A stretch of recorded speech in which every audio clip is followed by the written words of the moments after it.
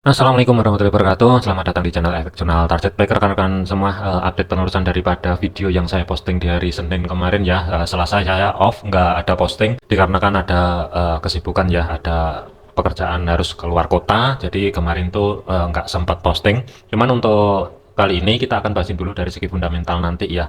Kemudian rekomendasi broker, jangan lupa untuk pemula, apalagi yang dalam masih tahap belajar ya, atau kalau misalkan saran di bawah 100 dolar standar lah, itu tentunya risiko itu lebih besar kalau misalkan menggunakan akun standar, apalagi kalau tidak dibarengi dengan konsep money management dengan baik dan benar ya. Untuk nekan risiko yang lebih minim, tidak ada salahnya menggunakan akun SEN terlebih dahulu, di mana risiko lebih kecil. Dan dari segi contoh misalkan ya, satu lot di akun SEN itu kan sama dengan 0,01 lot di standar. Jadi kalau misalkan dipecah 0,2 atau 0,25, tentunya akan lebih menekan risiko yang lebih minim kembali. Rekomendasinya ada di FBS, linknya ada di deskripsi ya, nanti bisa dicek sendiri. Dan selanjutnya tidak lupa ya untuk melatih disiplin. Tidak ada salahnya menggunakan jurnal ya, jadi kita tahu dalam satu hari itu maksimal entry posisi ada berapa, maksimal jatah lot dalam satu hari itu ada berapa, dan per entry posisi itu ada berapa. Itu nanti bisa dicek agar terhindar dari overload, overtrade. Tentunya ini juga bisa ngebantu untuk menekan risiko yang lebih minim, dan untuk ngejar targetnya pun juga nggak terlalu over ya. Jadi memang tujuannya adalah untuk konsisten, itu intinya penggunaan dari segi jurnalnya ya. Linknya sih sudah saya sediakan juga di deskripsi untuk kalender nanti di tahun 2025 sampai dengan Desember nanti, yaitu sudah lengkap semua. Kemudian dari segi fundamental ya, yang rilis tadi dari Indonesia sih tetap tidak ada pemangkasan suku bunga. Kemudian dari Inggris, dari segi inflasinya ada sedikit kenaikan tetapi sesuai dengan konsensusnya. Kemudian yang akan menjadi fokusnya itu nanti malam sebenarnya sih kosong ya, lebih ke besok dini hari. Itu hati-hati karena ada rilis suku bunga dari FOMC dan pernyataan atau press conference-nya ya. Cuman sih gambaran saya pemangkasan suku bunga sebesar 25 basis point nanti dini hari itu kemungkinan ada, potensinya adalah 90%. Tetapi yang akan menjadi triggernya itu bukan besaran daripada pemangkasan suku bunga sebesar 25 basis point-nya, tetapi adalah yang pertama dot plot, yang kedua adalah proyeksi di tahun 2025 itu seperti apa. Itu yang akan nge-trigger pergerakan terutama dari segi gold ya. Volatility kemungkinan diperkirakan akan sangat besar sekali. Contoh misalkan ya, memang ada pemangkasan suku bunga sebesar 25 basis point. Tetapi dari pernyataannya kalau misalkan keluar nada-nada hawkish, di mana contoh misalkan pemangkasan di tahun 2025 maksimum hanya ada 2 kali contoh misalkan, dan itu belum tentu juga, tetapi kita juga liatin progresnya ke depannya itu seperti apa, apakah inflasinya stabil, menurun, atau meningkat kembali. Kalau misalkan meningkat kembali dengan data yang akan rilis di bulan-bulan selanjutnya, tentunya juga kita akan mempertimbangkan dari hal tersebut. Contoh misalkan pernyataan hawkish seperti itu ya, itu cukup untuk mendorong indeks dolar semakin menguat dan gold bisa turun lebih dalam. Tetapi kalau misalkan ada nada-nada yang dovish, bisa jadi sebaliknya indeks dolar terkoreksi, contoh di gold bisa naik lebih tinggi ya. Jadi tetap waspadai potensi pergerakan yang volatile untuk nanti malam ya. Kemudian dari segi indeks dolar, posisi harga saat ini sebenarnya sih masih flat dari hari Senin kemarin. Penurunannya pun ini juga masih belum berhasil ke zona tengah atau sebagai pivot, dan saat ini tuh kembali bermain-main di level area resisten pertama weekly 106.95 ya. Dan ini kemungkinan sampai dengan menjelang FOMC nanti bisa jadi ini flat, tidak ada kenaikan yang signifikan. Tetapi kalau misalkan pernyataannya itu nanti mengarah ke hawkish, waspadai kemungkinan indeks dolar ini bisa langsung cepat lari ke 107.500 sampai dengan 107.66. Itu target pertamanya. Kemudian target keduanya sebagai batasan pantau overnya itu resisten 3 dan 4 weekly itu berada di 108.300 sampai dengan 108.69. Bisa jadi ini dicapai dalam minggu ini ya untuk level area SRP sebagai batasan pantau over indeks dolar untuk minggu ini. Itu tergantung dari pernyataan apakah nanti FOMC itu hawkish atau dovish. Kalau misalkan dovish, waspadai level area support 106 sebagai physical price level, 105.800 itu sebagai history low minggu yang lalu ya. Kalaupun indeks dolar ini turun ke bawah, masih kategorinya adalah koreksi. Tetapi gambaran saya kalaupun dia turun kemungkinan zona tengah atau sebagai pivot 106.500 ini yang akan menjadi zona pantau untuk nanti malam. Selanjutnya adalah untuk GBP USD. Kemarin ada planning buy ya, ini udah clear ya untuk planning buy kemarin karena harga ini kan ketahan di level area batas atas konfirmasi pivotnya 1.2726 ya, kurang lebih pas di level area tersebut. Harga ini kan ke reject secara otomatis. Planning buy yang kemarin harusnya sih udah keluar, cuman sih saya lupa juga kalau ada buy kemarin. Kemudian zona untuk GBP USD ini ya yang mesti diantisipasi sih untuk minggu ini masih tetap belum ada perubahan. Kalaupun ada kenaikan kurang lebih 1.2766, batas terdekat itu berada di 1.2798 atau sebagai story high minggu yang lalu ya. Ini kalau misalkan dari segi teknikal, cuman ini statusnya juga sama. Kenaikan dari GBP USD ataupun penurunan dari pair tersebut ya, itu juga tergantung dari pernyataan dari FOMC nanti ya. Itu yang pertama. Yang kedua adalah besok GBP itu kan juga akan merilis suku bunga ya, kurang lebihnya kalau kita lihatin dari segi fundamental besok ini kurang lebihnya jam 7 malam ya, itu juga akan dirilis dari suku bunga ya, tetapi diperkirakan sih tetap, cuman nanti triggernya yang pertama adalah dari FOMC terlebih dahulu. Kalau misalkan ada nada yang hawkish, waspadai. Kalau kita lihatin juga dari segi teknikalnya tidak menutup kemungkinan level area support kedua weekly 1.2541 ini yang akan menjadi targetnya kalau misalkan FOMC itu nanti hawkish. Tetapi kalau misalkan malamnya dari Bank Sentral Inggris itu dovish ya, bisa jadi ini langsung lari ke bawah. Yang akan menjadi next targetnya itu berada di 1.2445 sampai dengan 1.2397. Cuman sementara saya skip dulu support 3 dan support 4-nya, tetapi fokusnya adalah di antara support kedua weekly 1.2541 terlebih dahulu. Itu kalau misalkan ada ekstrim penurunan. Tetapi kalau misalkan kenaikan, masih tetap waspadai level area resisten pertama 1.2766 sampai dengan 1.2798 ya, kurang lebih kalau misalkan saya gambar. Terlepas dari fundamental nanti ya, kurang lebihnya itu bisa jadi ini nanti langsung turun, itu juga bisa terjadi. Yang pertama. Yang kedua adalah dia spike dulu, ngambil level area resisten, baru drop ke bawah, itu juga bisa terjadi. Kesimpulannya untuk GBP USD, zona pantau malam ini sampai dengan besok, kalaupun ada kenaikan dari segi teknikalnya, itu waspadai 1.2766 sampai dengan 1.2798. Kemudian hati-hati di batas konfirmasi pivot bagian atas 1.2726 ini sentuhan untuk yang kedua kali harga itu ke reject. Jadi masih belum ada konfirmasi penutupan di atas level area tersebut. Tetapi kalau misalkan malam ini kehilangan level area 1.2678, hati-hati zona bawah yang akan menjadi next target terdekatnya. History low minggu lalu 1.2605, maksimum targetnya itu berada di 1.2541. Tetapi kalau misalkan ada kenaikan, kemungkinan sudah tidak jauh-jauh di antara resisten pertama sampai dengan history high minggu lalu 1.2798. Kalaupun lebih, kemungkinan tidak akan bertahan lama sebelum harga ini kembali turun ke bawah ya. Jadi waspadai dua level area malam ini di antara zona tengah sampai dengan 1.2726. Itu yang pertama. Yang kedua adalah di level area resisten selama GBP USD daily close-nya masih belum mampu tutup di atasnya 1.2798 dari body penutupan candle-nya ya daily. Tinggal tunggu konfirmasi pembalikan arah. Planning adalah masih tetap cari ancang-ancang setup sell ya konteksnya. Untuk yang kemarin buy itu hanya memanfaatkan dari segi koreksi dan itu sudah selesai. Jadi ini fokusnya adalah cari ancang-ancang setup sell.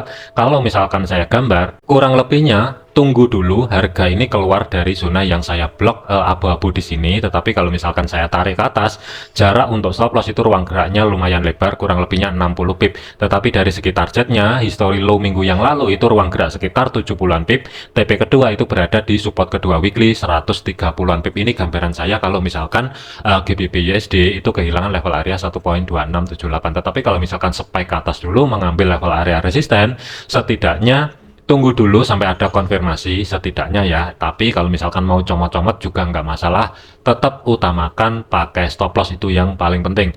Sementara planning yang kedua ini saya taruh di sini dulu di 1.2766, sedikit di bawah level area tersebut. Tetapi dari segi jarak untuk stop lossnya antisipasi aja, diperkirakan volatile sekali untuk nanti malam ya. Batas maksimal untuk stop lossnya itu antara 50 sampai dengan 55 pip, sedikit berada di atasnya 1.28200 kurang lebih di sini.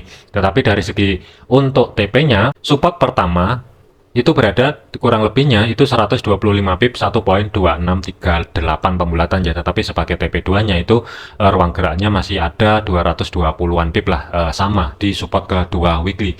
Tentunya ini juga sesuaikan juga dengan planning dan analisa masing-masing ya, jadikan hanya sebatas gambaran aja. Dikarenakan kalau misalkan mendadak nanti pernyataan dari Powell itu ternyata dovish, GBP/USD itu bisa lari ke atas dengan cepat yang akan menjadi targetnya resisten kedua weekly 1.2862. Kemudian untuk Euro USD, pergerakan untuk Euro USD statusnya ini sama, flat, kenaikannya pun juga ketahan di zona tengah atau sebagai pivot, masih belum berhasil break di atasnya 1.0541 ya, atau sebagai batas atas pivotnya, dan harga ikan turun ke bawah.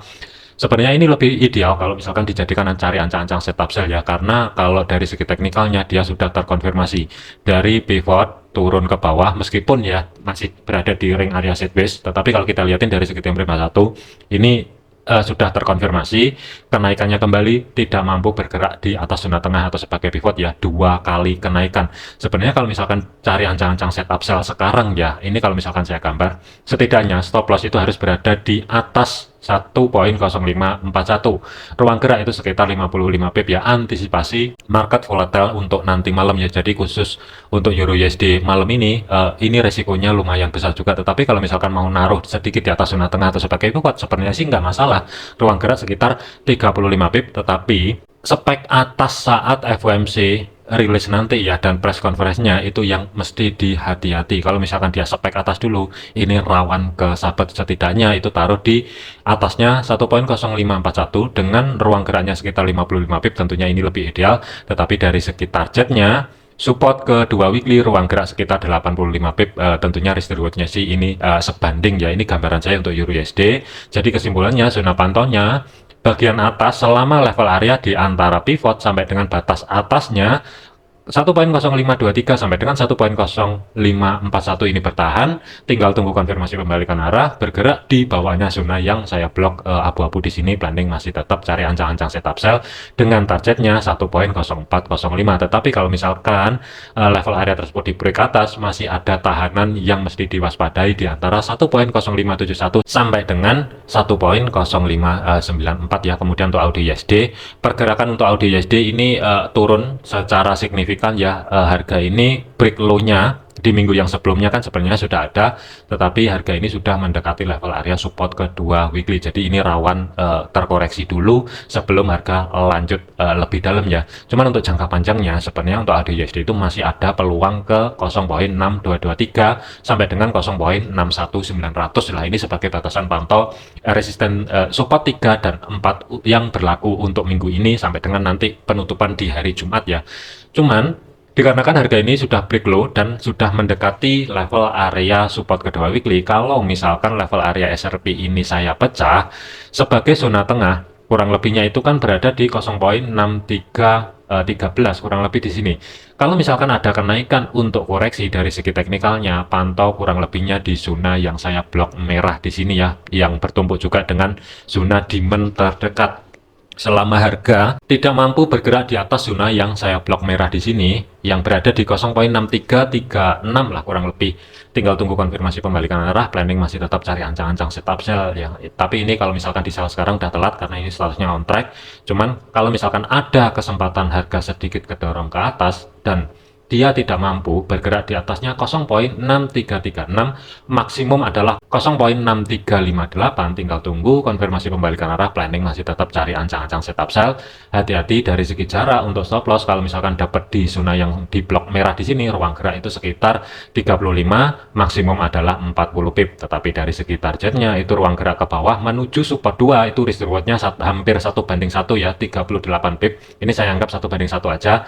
Tetapi dari segi targetnya sebagai TP2-nya nanti itu masih ada ruang sekitar zona tengah di antara support 2 dan support 3, itu ruang geraknya masih ada 70 sampai dengan 75 pip. Ini masih dapat ya. Ini gambaran saya untuk AUD USD malam ini sampai dengan besok, dan kemungkinan ini akan cepat dicapai, entah dia kedorong ke atas lebih dahulu atau langsung lanjut ke bawah, tergantung dari press conference FOMC nanti malam ya. Ini dari segi gambaran saya untuk AUD USD. Kesimpulannya adalah sementara kalaupun kedorong ke atas, maksimum sementara pantau di sini dulu. Tetapi kalau misalkan break, kemungkinan nggak jauh-jauh di zona tengah atau sebagai pivot. Tetapi kalau misalkan dia lanjut ke bawah, Mengingat support 2 weekly belum diambil, 0.6291 kemungkinan yang akan menjadi next target terdekat. Yang kedua adalah di antara 0.62600 sampai dengan 0.62500 gambaran saya untuk audio USD malam ini sampai dengan besok itu kurang lebihnya ada di level area tersebut ya. Selanjutnya adalah untuk USD CAD. Pergerakan untuk USD CAD minggu ini itu kan opennya kan berada di resisten pertama weekly ya, dan harga ini langsung naik ke atas, break high di minggu yang sebelumnya, koreksi sedikit ke bawah tetapi tidak mampu break di zona yang saya blok merah kemarin ya, dan harga ini langsung spike ke atas. Kurang lebihnya itu mencapai level area resisten kedua weekly 1.4295 ya, sentuhan pertama dia ada rejeksi sedikit tetapi langsung lanjut naik ke atas. Kemudian sebagai batasan pantau over, resisten 3 dan 4 itu jatuh di 1.4371 sampai dengan 1.4409 ya. Tentunya ini akan mudah dicapai untuk malam ini kalau misalkan pernyataan daripada Powell itu hawkish. Tetapi kalau misalkan pernyataan nanti malam itu mengarah ke dovish, hati-hati, bisa aja low di hari Senin itu akan di break dan USD CAD berpotensi kembali ke zona tengah atau sebagai pivot. Untuk planning saya nggak ada, tetapi untuk rekan-rekan yang ada entry posisi di USD CAD, hati-hati sebagai batasan pantau overnya sebagai R3 dan R4 weekly itu berada di 1.4371 sampai dengan 1.4409. Kalaupun ada penurunan, waspadai terlebih dahulu di R2 weekly yang saat ini berubah fungsi sebagai level area support 1.4295 ya. Selama dari segi teknikalnya dari H4-nya belum mampu body candle tutup di bawah level area tersebut, waspadai zona atas resisten 3 dan 4 sebagai batasan pantau over untuk minggu ini. Tetapi kalau misalkan kehilangan level area tersebut, masih ada potensi kemungkinan pullback ke bawah yang akan menjadi triggernya kalau misalkan pernyataan dari Powell nanti itu adalah dovish, bisa cepat ke dorong menuju zona tengah atau sebagai pivot untuk koreksi sebelum USD CAD ini lanjut ke atas kembali. Cuman gambaran saya dari segi teknikalnya, hati-hati arah atas selama masih belum kehilangan level area 1.4295.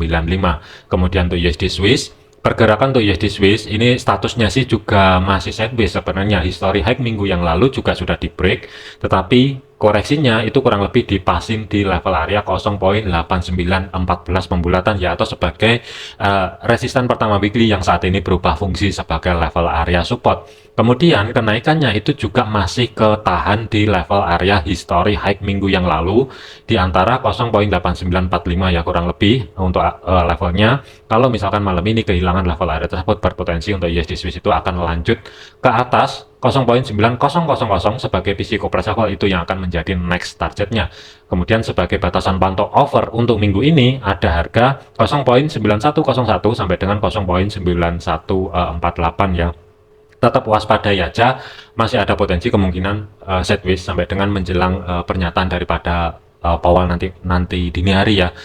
Dan waspadai zona tengah atau sebagai pivotnya untuk minggu ini itu masih belum diambil 0.8851. Antisipasi kalau misalkan dia sebelum naik lebih tinggi, kalaupun ada potensi spike ke bawah, tetap waspadai 3 level area 0.8874, 0.8851 dan terakhir 0.8827 ya. Tetapi dari segi teknikalnya, selama harga masih belum mampu bergerak di bawahnya 0.8827, planning masih tetap cari ancang-ancang setup buy. Cuman untuk saat ini mengingat masih flat ya, masih sideways, ini kalau misalkan dijadikan untuk entry posisi buy ya sebenarnya kurang ideal, terkecuali berani atau tidak naruh buy stop di atasnya 0.8945 lah, kurang lebih sedikit di atas level area tersebut dengan stop lossnya agak sedikit lebar, mengingat untuk nanti malam itu diperkirakan volatile, jadi setidaknya untuk stop loss itu taruh di history low terdekat dengan jaraknya itu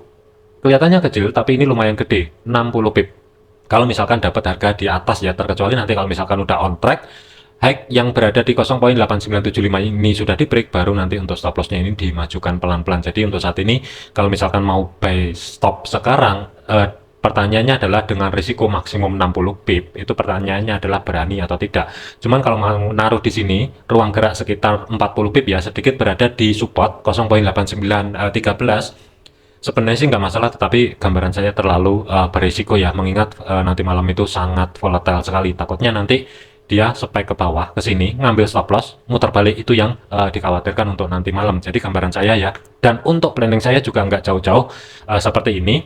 untuk pending ordernya. Tetapi kalau misalkan ada kesempatan harga sedikit kedorong ke bawah mendekati resisten pertama weekly yang saat ini berupa fungsi sebagai level area support, tentunya lebih ideal untuk menekan stop loss yang lebih minim dengan jarak kurang lebih sekitar 30 pip. Jadi ada dua planning untuk USD Swiss.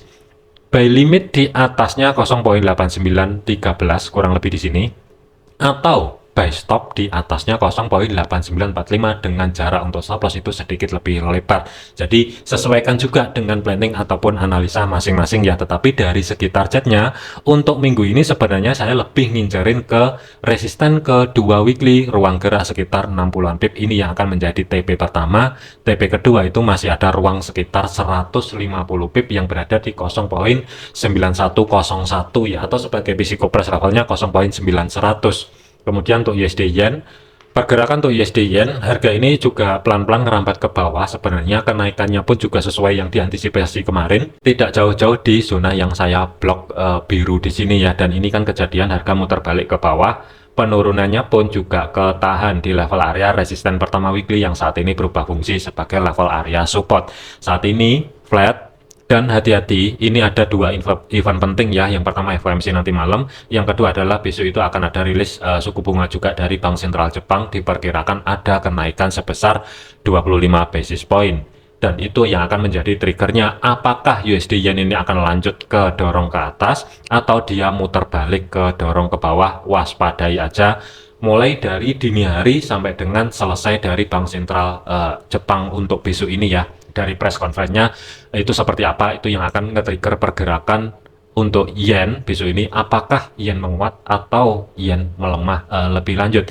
Cuman dari segi teknikalnya, gambaran saya selama dia tidak kehilangan zona tengah atau sebagai pivot yang berada di 151.75 dengan batas konfirmasi bawah 151.24, planning masih tetap cari ancang-ancang setup buy. Itu dari segi teknikalnya. Dan dari segi targetnya masih ada ruang ke 155.17 sampai dengan 156, itu yang akan menjadi target pertamanya. Kemudian target keduanya berada di 157.22 dan 158.25. Cuman kalau digabungkan dengan fundamental, yang pertama, kalau misalkan dari FOMC itu nanti mendadak hawkish terlebih dahulu, ini bisa cepat kedorong ke atas menuju resisten 3 sampai dengan resisten 4. Kemudian di sesi Asia dibalas dengan yen sama-sama hawkishnya dan ada kenaikan suku bunga sebesar 25 basis point, ini bisa langsung muter balik ke bawah yang akan menjadi next targetnya itu berada di 150 sampai dengan 149.70. Jadi waspadai